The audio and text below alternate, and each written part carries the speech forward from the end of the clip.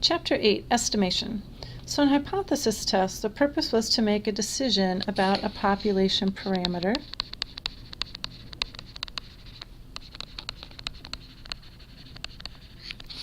in terms of it being greater than, less than, or not equal to some claimed value. But what if you want to actually know what the value of the parameter is? So in this case, you would need to do estimation. And there are two types of estimation. The first one is a point estimate. Point estimates, which is exactly like it sounds. So this is an estimate that will be a single point on the number line, so a single number.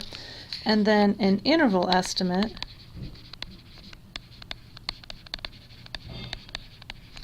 and interval estimates will be like they sound. They will be an interval of values that we will claim that we have. We think there's some level of confidence that the population parameter is in that interval. And so those are also then known as confidence intervals. And that's going to be our main focus for this chapter. So starting with the first word that was up here with a point estimate. So a point estimate is going to just be a single number computed from sample data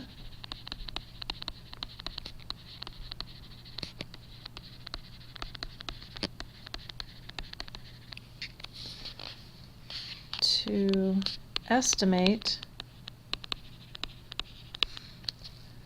a corresponding population parameter.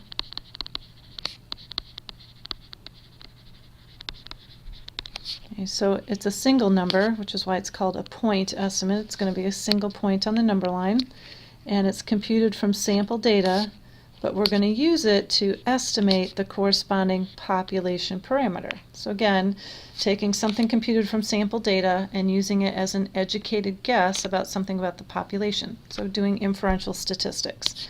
So a point estimate is just the statistic that you've actually calculated in previous chapters. So when we have qualitative data, we are going to use p hat as our point estimate for p. And when we have quantitative data, we're going to use x bar as our point estimate for mu. Okay. So in Unit 1, we were introduced to x bar and p hat as statistics because they're a single number computed from sample data, so they meet the definition of a statistic. And now we're just giving them another name, a point estimate, because not only are they a single number computed from sample data, but now we're going to use them to estimate a population parameter. Now, larger samples tend to give us a better point estimate since the distribution of possible values of the random variable is less spread out for larger sample sizes. But it would be rare for our sample result to match the population parameter value perfectly.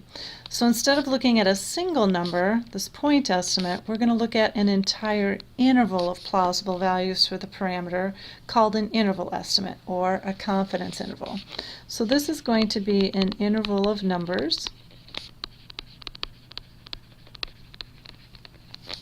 around the point estimate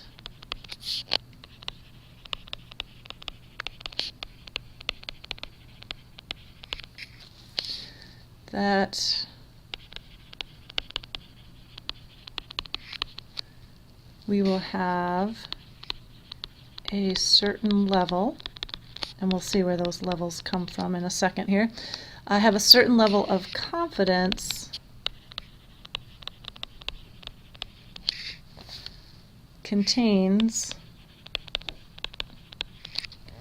the true value of the population parameter.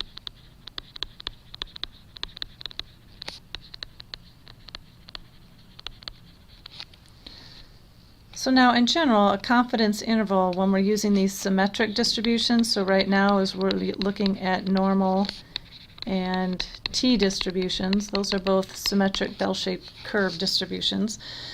So in that case, our confidence interval is going to be this point estimate, give or take some margin of error. Okay, so we're going to start with some point estimate and add this margin of error, start with that point estimate and subtract some margin of error, and that's going to give us these two endpoints here for our interval estimate. Okay, so we're going to have, either p hat, give or take some margin of error, or we're going to have x bar, give or take some margin of error on these initial ones that we're going to look at.